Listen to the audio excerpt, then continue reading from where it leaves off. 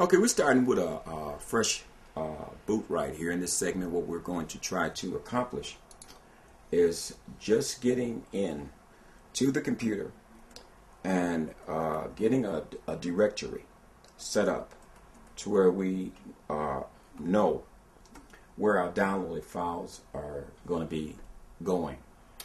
And that's going to help us a lot in the future and break the habit of just saving everything to the desktop. Because as you download things off the internet, a lot of times they're in a compressed format, and they will absolutely, when you uncompress them, they can make other folders with files in them. And if you want to later use some of those files or check out a README or something like a doc file in that folder, you don't know where it's at.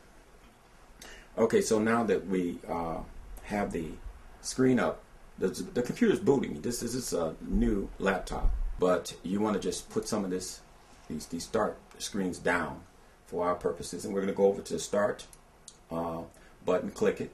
We're going to go up to computer, click that, and we're going to go up to C drive, double click that, and we're going to go down into this space down here and right click. We're going to type new folder, and we're just going to type in downloads.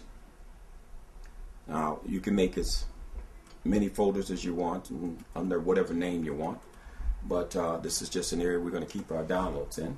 So now we have a folder, and we know where to point it to. We know to point it to the root drive C, and right off the root is just one branch, downloads. It's not hitting a lot of places. We're going to put this down. So here's another pop-up screen that's telling you to establish a program. We're going to just put this down, and we'll take care of that in a later segment on how to take some of these programs off.